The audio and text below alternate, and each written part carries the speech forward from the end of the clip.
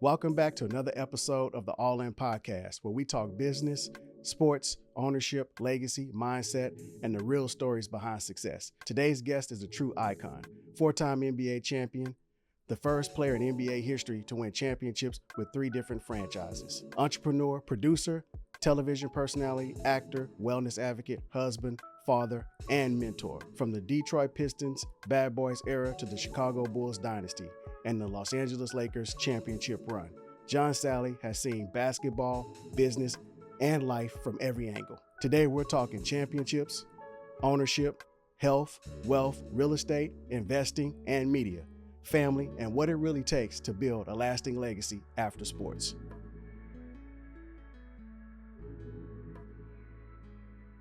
John Salley, welcome to the All In Podcast, man. It's great having you here for season 2 kickoff. Thank you, man. I appreciate being here. That's a handsome gentleman you have behind you. Yes, sir. But I do, and you know what? It was long overdue. Not only are we working on having a television show together, I couldn't wait when you were talking about what we would talk about, financial literacy. Yep. And then I met a young fella. He reminded me when he first got here, and as opposed to beating him up and telling him get off the red carpet, I helped him with his lights and and how the cameras are set up. Yeah. He did, man. Well, man, you truly are a first class guy. You know, I gotta tell this story. You know, growing up as a kid, I literally hated you in the Detroit Pistons guts in '89, '90 when you guys was kicking Michael's ass. And then 91, I finally had some liberation. But, you know, one of the things that stood out to me with you guys, you know, Isaiah, Dumars, Rodman, yourself, was that tenacity that you guys brought to the game was like no other. I mean, I think it really helped Michael, you know, become the player that he was because, you know, in today's day and age, everything just happens fast, microwave, right? But seeing how you guys approach the game, the mentality, that championship grit, I could tell you, man, as a kid, I could not stand you guys until '96 and you joined the Chicago Bulls. That's when everything changed. It was funny you say that. I had a manager, still a good buddy of mine named Kevin Parker. Shout out to Kevin Parker, KP, everyone. He was 12 and he said in 1989, when the Pistons finally dethroned the Lakers, and all I did is talk smack. I mean, I was just talking so much. And he was like, I hated you. He said, now that I'm managing you, he goes, you know, it's a little bit off. I don't hate you as much. Yeah. But I looked at it this way. And it's so funny. When I came, it was time to go pro. I thought I was going to be a Chicago Bull. It was a number 10 pick. That's right. Yeah. Yep. And they took Brad Sellers instead. Yeah. And I remember telling Jerry Crossett had me come into Chicago 2 or 3 times. One time was really made me feel bad. They had me stand in front of them with just my underwear on, and they looked at me from the back and looked at me sideways. It was like I felt like a thoroughbred being checked out. I didn't like it. But he said, long tall, I had to take Brad. He was a better jump shooter. And I said, every time, I said it to him and the Red Auerbach. Every time I play here, I'm going to act like it's a home game. Yeah. And I did not have a bad game in the stadium. Not at all. You brought it. Yeah. And then MJ is my frat brother, Omega Psi Phi Incorporated. Hey. Rue. And I wanted, you know, and I would still hang with him. I would still, when I was doing my TV show, my first guest was Michael Jordan. And, you know, I'm just thinking, like, hey, my boy Michael Jordan, y'all like him, but this is my boy. Not realizing the gold I had by doing the interview. And so it's just, I loved Chicago. And then, you know, Isaiah thought he wanted to play back in Chicago. My boy Gary Footlick, who now lives out here in the desert, he was taking me, I knew everything about Chicago, man. I was looking at lofts. I was ready to get a truck for the snow. I just knew I was going to be a Bull. That's why when I got there, my number was available. And then, you know, Jimmy Butler wore it. But, you know, we're not going to talk about that. That's that's interesting. When I hear you tell your stories, I watch a lot of your clips and the information. You're a guy that's very still connected to the community of basketball. Yeah. Hollywood, obviously, and you got a long list of success stories. But before we get into that, I want to talk about being a New York guy, born and raised in Brooklyn, right? Brooklyn in the house. Brooklyn. Brooklyn in the house. What was it that led you to believe that you could be great at playing basketball, or just have the opportunity to become a player in the NBA potentially one day? I worked harder than everybody else. And I know that sounds cocky to some people, but my coach, Ted Gustis, who I still talk to, Ted Gustis, used to keep me late to practice on Thursdays on purpose and on Tuesdays on purpose. Yeah. And I would be there with Ted, and I wasn't rushing to leave the gym. Yeah. And then I would get up at 6 in the morning because my brothers, we would run our project, which is a complete square mile, Bayview houses. And, I'm a young cat, and, my brothers, we're running, we're doing 35 push-ups, we're doing dips. And then we lived on the 8th floor, and then we would run the stairs back up to the house. Yeah. So when my brothers are no longer in the house, that's my routine. I had no idea other guys wasn't doing that. And then Coach Reiner, who was a great coach at Canarsie High School where I went, said, if you really want to work on some things, be here at 7 o'clock in the morning. Okay. Not knowing I had gotten up and ran at 6. Already, yeah. Dribbled all the way to school 5 blocks, worked with him in the gym, then took a shower at school. And dead type kids don't know that. All before class. Before class. And not knowing that other people didn't do it. Yeah. Not until, in my later part of life, I didn't know these kids didn't do it. I was raised a Jehovah's Witness, so we didn't have a lot of time. Yeah. So the time I had was in basketball. My guy, Barney Davis, said, it looked like you really want to do this. And he goes, 12 years old, he goes, you need to be here and I'll teach you fundamentals. So Barney Davis was teaching me the fundamentals, right hand, left hand. Yeah. Wow. Let me tell you how it paid off. I'm at 5-star basketball camp. Coach Crimmins, who became the coach of Georgia Tech, is watching. And they throw the ball to me on the left side, and I take a quick move, and I dribble, and I make a left-hand layup. Yeah. And then they catch it, and the next time they throw it to me on the right side, I make a right-hand layup. He wrote down fundamentals. And to me, it was easier. And that's why I think I understand the triangle offense. It's why I play a game within a game within a game. And a lot of people are playing and worried about the audience and worried. I played a game and a game and a game, and I'm a focus. Isaiah Thomas used to say to me, we always had, like I said, I didn't start the game. You were never a starter. Yeah, but I was a finisher. Right. I was in the game when it counted. Yep. The last 5 minutes, I'm in the game.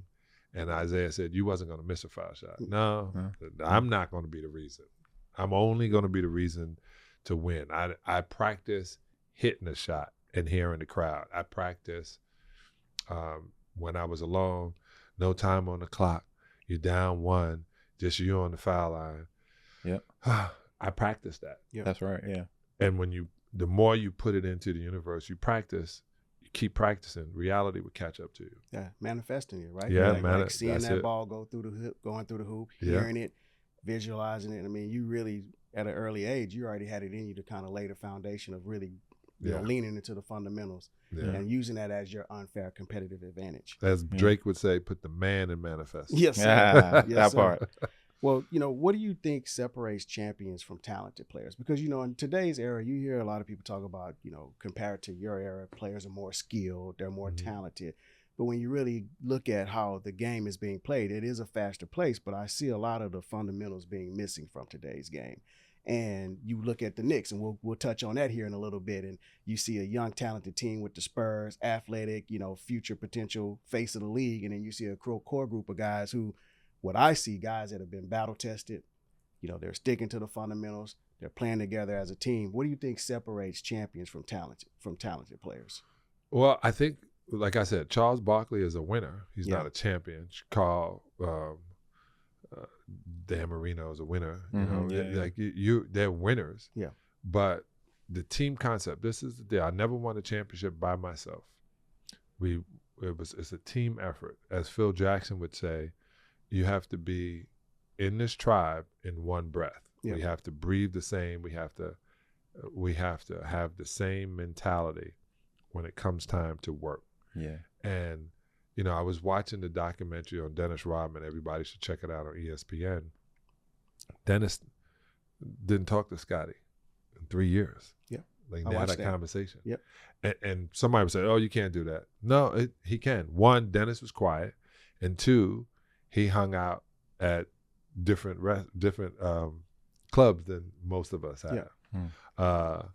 His friends were different. He was surrounded by a group of people. So Dennis was to himself, and no one realized he had recreated himself into Dennis Rodman, the entertainer. And there's no conversation because Michael is going to have conversation about cigars or about business. And, they had nothing in common. Only thing in common was they were wearing the right jersey. Mm-hmm. So you're going to run into guys who want to do things individually, and it won't work. When Kobe tried to go individual thinking, when Phil got there, he was going to let him do what he did. But he didn't realize Michael was in the system. Yep. He may have scored a lot, but he was in position to score a lot. That's right. Because when the triangle wasn't there, I was trying to go to dinner with him after games, and he was almost driving past me, which knocked me over. So it has to be a system. You have to understand the final goal. Nothing else can be that important. I was saying to you, Jim, like you said, how do you stay married 33 years? And Chuck Daly used to say, absence makes the heart grow fonder. And not being around somebody, it's a hard thing to do, but it keeps the distance and it keeps the attraction going too. Plus, I'm not a quitter.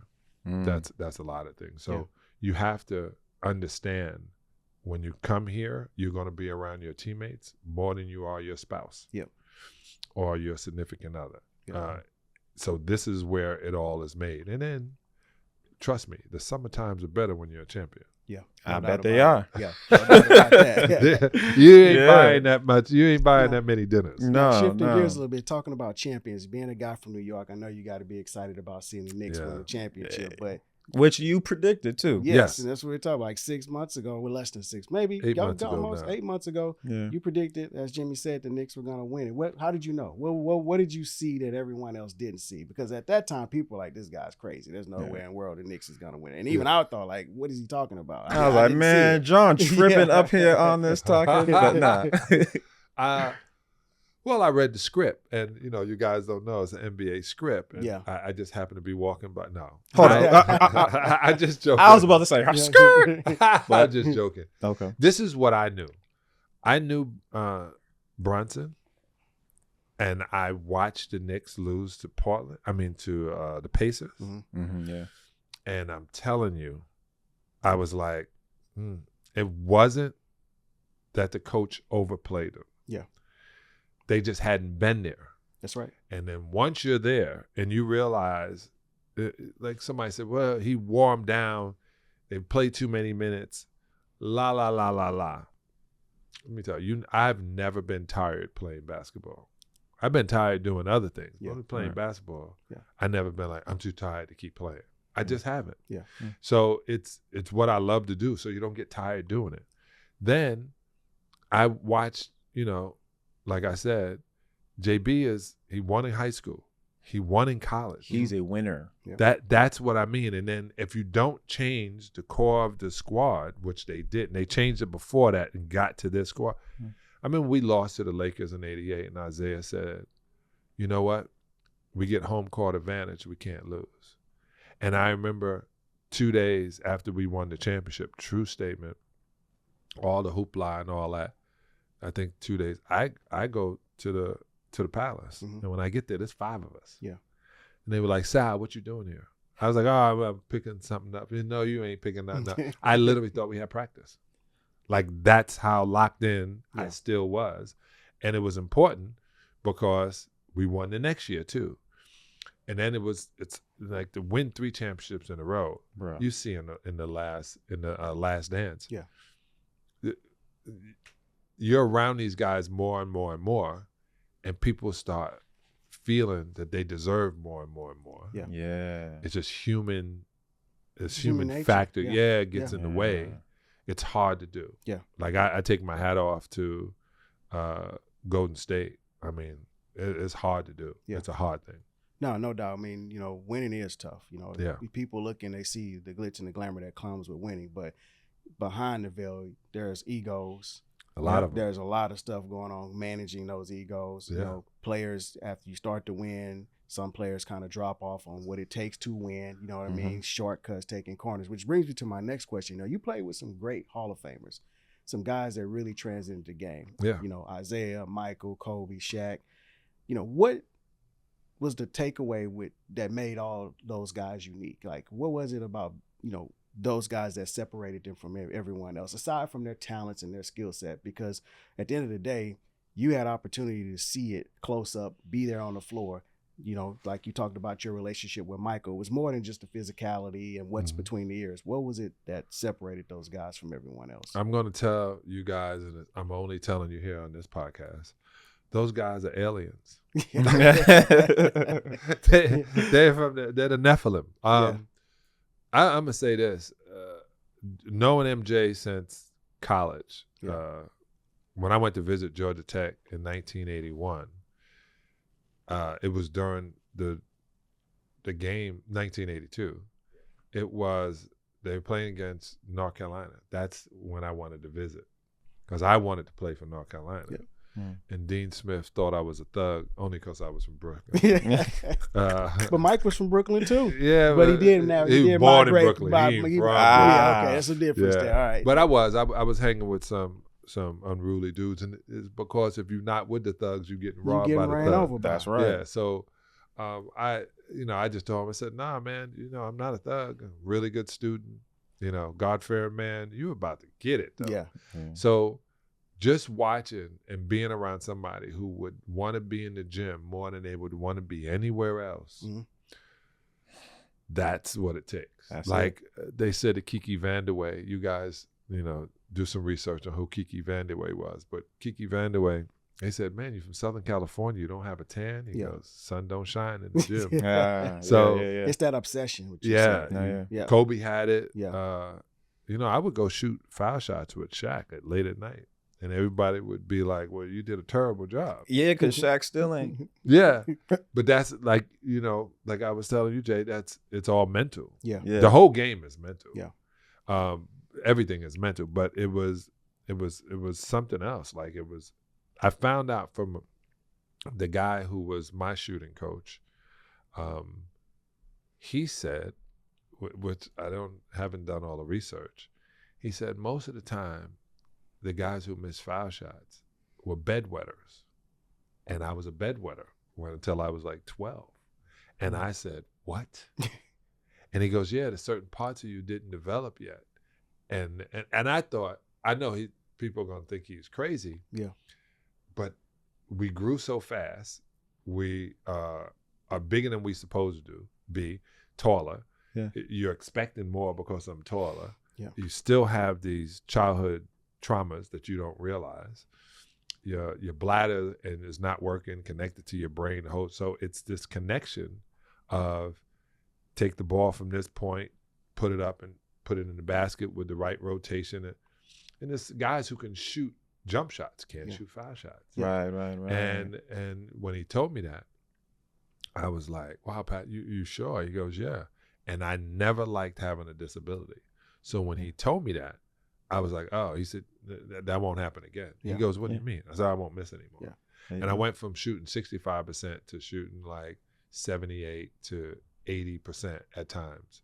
100% when I'm in the playoffs. I'm not missing. No, I'm not missing. And if I missed, something was wrong with the ball. It wasn't me. But when I pay attention to those guys, the most different person was Dennis Rodman. Dennis Rodman was a 26-year-old rookie it seemed to be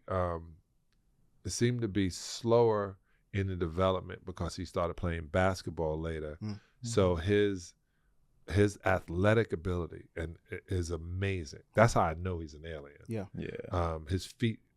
I'm sure when we're not looking at hooves, yeah, and the way he runs and his calves, like a gazelle, everything. Yeah. And he was the most different, and I think he changed the game entirely different.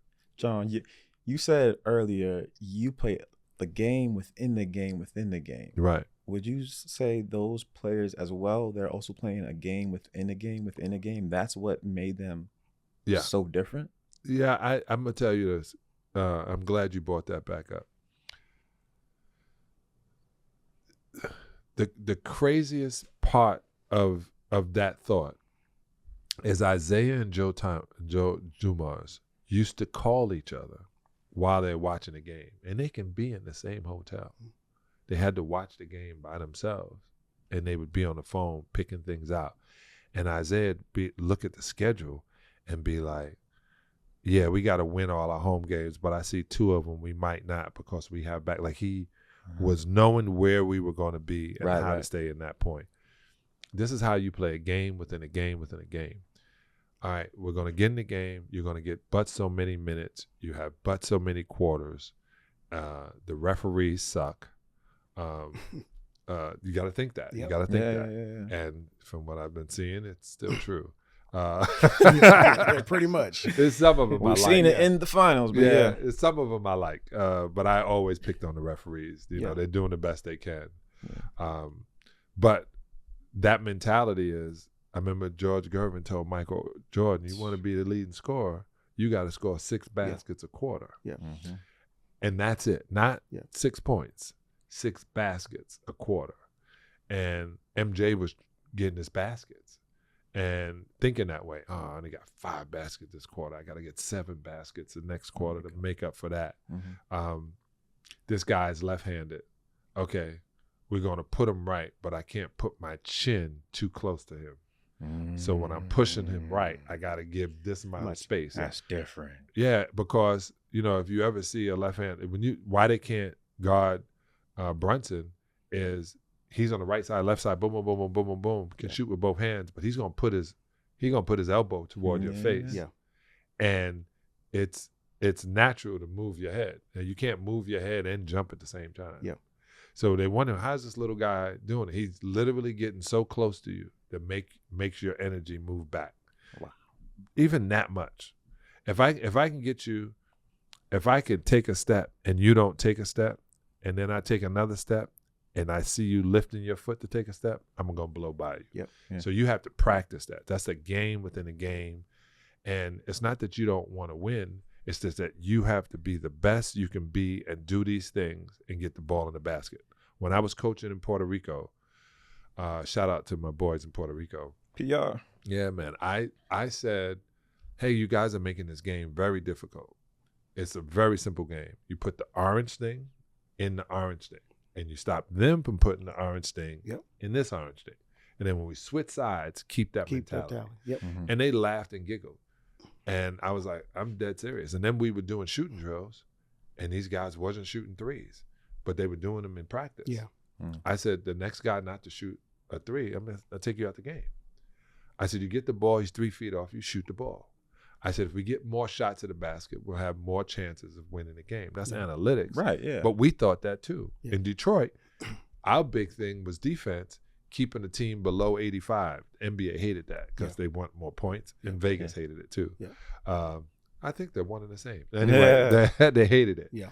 But our mentality is, if we keep you from doing what you need to do, if I keep you out of your average, that's a game within a game. Yeah. I'm not trying to stop you. I'm trying to make sure you don't get your average. Yeah. Got you. That makes sense. Well, shifting gears a little bit here, you know, you and I, we talk about wealth, we talk about ownership, right? And that's really a lot of what this podcast is about. Of course, you know, I'm an avid basketball lover, former player myself, and I mean, it's an honor just to be able to sit here with you and hear the wisdom, the knowledge, and experience that you have. But you know, you've come out and you've been a strong advocate when it comes to player advocacy around building wealth and also financial literacy. Yeah. And you've even gone on the record as far as to criticize the NBA by not really having solid systems in place to help these players transition coming into the game when it comes to managing money and exiting the game, right? Right. So how have you personally been able to stay on top of, managing your affairs on the business side of things, financially, family? Because that's challenging. You have to be locked in and focused on the game, but then you also have to be able to manage your money and manage your time. So being an advocate for players, what if a rookie was coming into the game today and you were mentoring, what would be one thing you'd share with that player that here are the things you need to be focused on and doing? I recently joined forces with a group called UWE Financial, and they're together with John Salley Financial. And I didn't want to call it John Salley Financial because, people were like, you ain't got hundreds of millions of dollars, but I got billions of dollars of knowledge. Yes. Like, I have done it wrong, done it right, did that wrong, got this right. So I am seriously sitting on a bunch of information that is no use unless you put it to action. Correct. And this information I have is valuable. So if you go into John Salley Financial or UWE Financial, one of the things we talk about is we've been all taught how to earn money. That's right. Right? You know how to earn it. Yeah. We know how to bring it in, but that's where they think it stops. It doesn't. And there's no room. I just told you how much basketball I play. There's no room. It seems like there's no room to learn the finance part, or how to do it, or how not to give it away, or how to. They never taught us how to say no. Yeah. But it's also in the mentality of one, not just management, but where you put it, how you leverage your credit, how you let real estate leverage your credit to get real estate and have real estate pay for this lifestyle. And what is your lifestyle? Yep. My lifestyle as a rookie was to look at a vet and go, whatever he has, I'm going to get. So the reason there's so many Mercedes-Benzes at my time is because they see the vet with the Mercedes-Benz. That must be the NBA car. Okay, yeah. This episode is brought to you by Distinct Concierge Real Estate. We specialize in helping professional athletes, entertainers, and high net worth clients find their home and build their legacy through strategic real estate investments and luxury representation across Los Angeles, San Diego, and beyond. If you're an athlete or an entertainer looking to relocate, invest, or protect your privacy during a move, connect with us at Distinct Concierge Real Estate by clicking the link below. He's wearing this kind of chain. That's what I gotta want. get me one. I'm giving Or this example. kind of watch. Right, but that I remember when Vinnie Johnson whose now company is called the Piston Group, doing auto parts, is a $300-400 million a year company. Ever since I met Vinnie Johnson, his clothes were tailored different and of high quality, and he had a Piaget watch on. I was like, "That's a nice watch, V. What that run you?" He said, "Oh, this right here, man, it's gold joint. It's like $7,500." I was like, $7,500 for a watch? Dog, you could ask somebody else the time for that money. Yeah. That was 1986. Do you know what that Piaget watch he had on, gold, from 1980s? It's 40-year-old watch now, right? Yeah, it's a 50, That bad 60, boy 1,000 appreciated Yeah. crazy, I bet. But Vinny was the one who I watched do that. I watched Joe Dumars make me show up at the gym the whole summer of 1990. And I don't care what you do at night, Sal, you be here at 8 o'clock. Yeah. And me and my boy Michael would be sleeping in the car because by the time we finished the club and the after party Right. and everything else, it'd be 5:30. Yeah. I ain't going home and go to sleep. Yeah. We already had our stuff, and we would just drive to the gym. We'd be knocked out in the car, and Joe would knock on the window, and we get up, and we go in there, and we practice. And Joe would have me in there for 4 hours doing different drills, and we go back to the palace to shower, and Joe would shower and put on a suit and go to his office. And I go, what are you doing in your office? And that's why Joe was the general manager of the Pistons, the president. That's he was why preparing himself then. He was always on it. Yep. Yeah. But so Vinnie Johnson and Joe Dumars, I watched them do it. Bill Laimbeer one day almost made me a Republican the way he was talking to me. He was like, why do you vote Democrat? I was like, what are you talking about? Yeah. He said, what? And he got down to it, and I was like, yeah. You know, almost drank the orange juice. But I literally decided to stay out of politics. But he made a really valid reason on paying attention to the people representing you. So I had good people look out for me. Yeah. So when I started this, the JohnSalleyFinancial.com, just make sure y'all do it literally gives you a protection plan. It shows you how we could help you get your credit right. We show you how we can literally show you how to budget. You want to walk in, and especially black folks, I tell this to black folks, you want to be able to say, oh, you didn't think I can do it. Like, you care what people say. Don't do that. Because, I mean, there's so many things I have gotten rid of and gotten the use or the joy out of. Yeah. I had to learn it. I had to learn that, you know what, showing off in front of people makes no sense. Driving a Lamborghini truck in the hood, it's crazy. Makes no sense. Crazy. Yeah. On top of that, you become a target too. Yeah. I mean, Mike Tyson had a Ferrari in Brooklyn. Yeah. I had this beautiful BMW in Detroit, and I think my car made potholes because that's all I saw. It's pothole after pothole. And I'm like this. If you want, and I say this, if you want to drive a Rolls Royce, it better be a 2-door. Because if you got a 4-door Rolls Royce, you didn't pick up the driver, because there's the reason the seats in the back are so much more. You're supposed to be driven. That's right. And I said to somebody, I said, don't get a car that you have to drive that costs $700 tires. Right. Get a driver. Yep. Get your Escalade. Yep. Yeah. Get a driver. Get a retired Teamster to drive you, pick you up. That's how you're supposed to do it. You're not supposed to spend $400,000 on a car, and I'm parking right next to a Beetle. Right. That don't make sense. I liked how on your website you guys also have estate planning on there. Mm-hmm. And one thing that I learned in our community, we don't even know what that is. No. And don't let somebody else try to educate you on the topic. And now they think you want something from them because you're trying to put them on game. Right. So giving access to that information is so key. Right. And you got to think estate. It's so funny you say that. They think it's something bigger. Than what it is. I first had this idea with my boy Rod. We were doing this thing on insurance, right? Mm-hmm.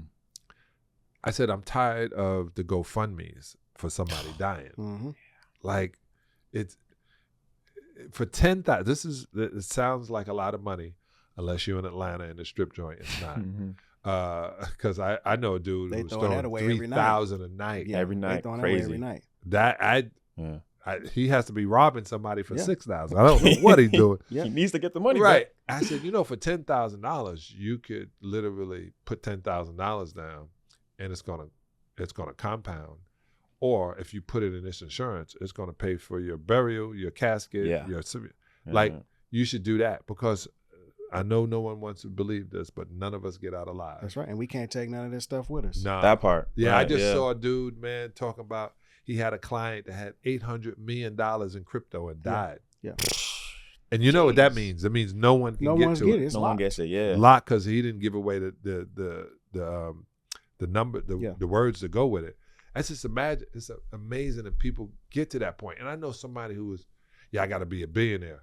And I said, bro, you can't spend $1 billion. No. I tried. No, you can't. I mean, and not only that, it's like, what do you want? What are you trying to accomplish with the impact in life, right? You can have all the money in the world, but at the end of the day, are you enjoying the quality of life that you're currently living while having that money? And a lot of people aren't. No. A lot of people really aren't. I know you also, for time's sake, I've watched you make a lot of moves over your career, and you're doing something very, I think, impactful right now on the health and wellness side. Yeah. Right. You just launched a new business partnership. Is it the Beverly Hills Collective? Yeah, so the Beverly tell Hills us a little bit Collective, about that? which is this wonderful picture behind me. Yes. My friend Ashley, who owns the magazine Beverly Hills Living, she just happened to put us all together. And we realized that everybody had something and was out there with their med spas, with their stem cells, with their peptides. But like doctors, if all of a sudden I go to a doctor and he's looking like, hey, doc, I got this skin tag. And he was like, oh, let me look at that. Yeah, I got a dermatologist I want you to meet. If you go, oh, my tooth got knocked out. Oh, I have an orthodontist. You know, they help one another. Yeah. And I said, if we're going to do this in longevity, we have to be able to share the wealth of information. That's right.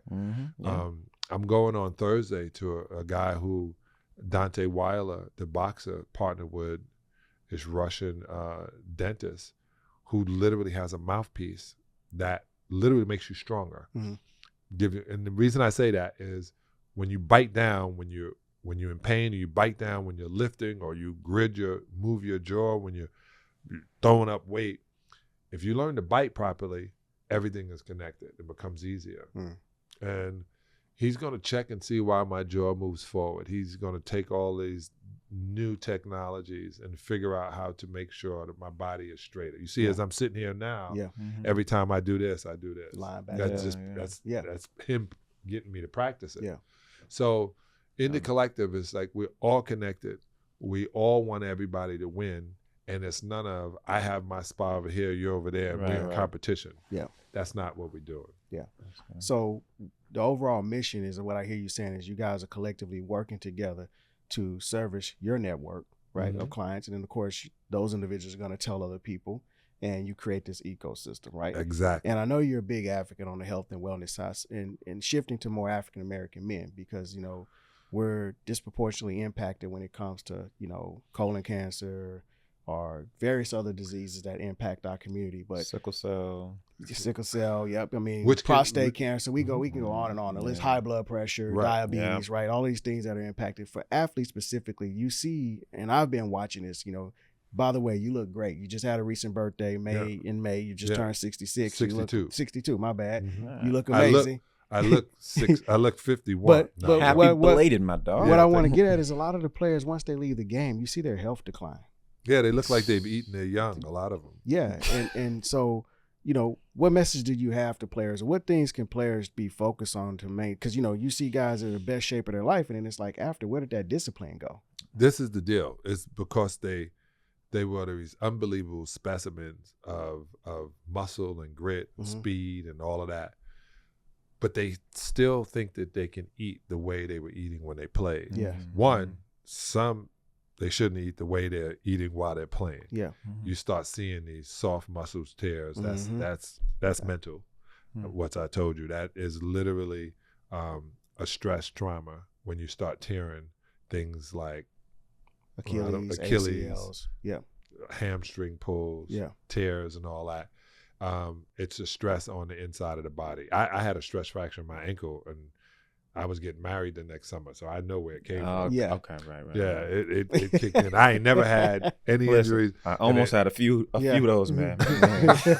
So it's an outside stress. But Yeah. when I tell this to black men, they start talking to me about tradition and start talking about their diet, their food. My grandmama ate this. Yes, this, right. I mean, but your grandma didn't eat the same food you're eating now. Exactly. Your It grandma wasn't didn't overly have processed. the tap water full with chlorine. You know, they say taking a shower is like drinking 11 bottles of chlorine water, 11 glasses of chlorine water, which is terrible for your body. So there should be filters. We don't have enough time for that. Right. But our diet, especially in the black community, which we call soul food, is not. It's not soul food. No. Erykah Badu said veganism is soul food, and because it takes care of your soul and the soul of another animal, of a sentient being. When you hear so much colon rectal cancer, that's decaying putrefying dead animal and foods that have tons of chemicals and sugars inside just sitting in your body, which are feeding cancerous cells, which are known as free radical cells that don't want to join the group and be harmonious. So then they put them in a tumor. So we have these tumors, and that fill with just free radical cells. And when they go in and they cut it, they now let it loose in the system. When you should literally just help the system get it out of your body. So I tell these guys, I say, hey, it may be cool. And for a while, having that baller belly, I don't know why they thought that was cool. Looking crazy. And I tell them, if you get rid of that belly, where the blood was trying to go to digest the food would go to the prostate and to the penis, where you would want it. So you wouldn't have to take a blue pill, or you wouldn't have to give her $3,000 not to say anything to anybody else. What you know about that? I just hear it. I go, he gave you how much? He gave me. So I just tell these cats, be careful. Dr. Sabi said it. No one wanted to hear it. Dick Gregory was saying it. He was talking about that for a minute. Elijah Muhammad was saying it, but even before that. So they run into this thing and they go, I mean, this girl told me, she goes, well, I don't care what you say. I eat pig, I eat pork, I eat bacon. And I said, right. I said, just know not to go behind you in the bathroom. So they're gonna fight it because they think it's so good. They're already addicts. John, where'd you you're very educated on this subject matter. Is this something that you just learned along the line, or did you take a class? No, I went to college, pre-med. At least that's what I thought. And Coach Crimmins was like, we got med. Just come on, sign this thing. He goes, in order to do that, you gotta share schools with Emory. I don't know if you can get in that, but we'll see how you do in biology after the first year. And I knew that was a setup because I failed biology my last quarter. Damn, John. And I know, but I always wanted to be a doctor. And I always was amazed on how this unbelievable machine was working, especially mine. It was so beautiful. No, I'm just saying, some guys have clunkers, and I thought this was a Formula One car. And my father died of cancer in 97. And I said, nobody else I love is going to die from cancer. And when my brother came to visit, my mother sent him. He had so many different cancers going on. He left with one, which all men are going to have or die from. It's prostate cancer. So taking care of your prostate is, one, that's where your life source is. And two, it's very important that you take care of that prostate. So I got him, all the rest of him out of his system. I helped him get him out of his system. And then they put the radioactive seeds in his prostate, which I can't tell him what people not to do, but there's so many other ways. There's slippery elm. There's sitting in the cold water for a second just to remove the inflammation away. It's not wearing tight underwear. It's not wearing tights. It's taking care of all of these parts of your body, just like you would do your car. That makes sense. Wow. Yeah. Man, this has been a great episode, and I appreciate you sharing the value. Man. The check you gave me was worth it. Thank you. In closing, best investment, worst investment that you've ever made? Worst investment was a boat.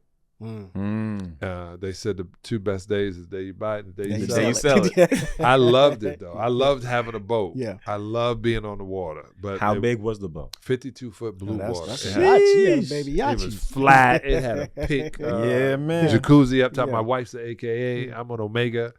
So I called the boat Tea Time. It was pink, and we had pink and purple stripe. Best investment, Beyond Meat. I got with it Beyond Meat in 2009. We went public in 2018. And even before I came up here, I was on a call with the two bosses, Drew and Patrick, about what we're still doing. I'm still trying to get done with Beyond Meat. Oh, wow. Well, man, that's great. Best investment, worst investment, learning lessons, guys that's listening, don't buy a boat. Don't buy a boat. No, also, build on your relationships and make investments. If it flies, if it floats, rent it. Yeah. I'll leave the last one out. Real quick, you got some investments in downtown LA. 230 units or so. Yeah, I'm in we have 200 in Los Angeles, in South Central. Yeah. We have 36 buildings, 236 apartments. And I went to the city and I said, hey, I want to do something about homelessness. Yeah. And we have right now 50 open apartments. Give us people with vouchers. And it's been 3 weeks. So I'm realizing why people are on the street, but I'm a pusher. Yeah. Not a dope, but I'm a pusher. And Karen Bass is like, we're going to make sure you get this handled. Yeah. I love her as a mayor. And so I went down to HOCLA, which is Housing Authority Commission of Los Angeles. And the CEO named Lourdes was like, we're going to give you some, we're going to figure out the homeless with the veterans first. Mm-hmm. And then by November, I should have all 236 apartments leased out to homeless people in this homeless situation. The deal is even. It's like 19 pages you have to fill out if you're homeless, which is silly. Yeah. You down on your luck, you down on your luck. If you're just trying to profit off the business, you ain't gonna be there. Yeah. Mm. But I had some people in that had vouchers from PATH, and the vouchers ran out, and I can't put these 7 people out, so I have to get them situated. And the deal is, everyone's complaining about the homelessness, complaining about stuff. Stop complaining and be part of the solution. Yes. Do something about it. Do something. And what we decided is, we were going to rent them for as much as we can, close to people at USC. But no, we're gonna definitely help our community by helping the people who need our help. Well, that's great, man, and I wish you much success at your endeavor in that space, and it's definitely encouraging and inspiring to see your overall body of work. I mean, I could go on and on having conversations about all the things you're doing. You just can't afford impact me, that you. Yeah, can't afford me. We're working on it. Well, man, we look forward to maybe hopefully having you back again. Yeah. Thanks for coming on for season 2 of the All In Podcast. John Salley, guys, 4-time NBA champion, philanthropist, father, husband, investor, entrepreneur. And most of all, good friend of mine. Appreciate you, brother. Yes. Young fella. Rod Watson here. I appreciate you tapping in with another episode of the All In Podcast. Make sure you like, follow, subscribe, and share this episode. Big thanks to John Salley for coming through and dropping real game today. Yo, what's up? This is John Spider Salley. That's right, 4-time NBA champion. And you are watching the All In Podcast hosted by my guy, Rod Watson.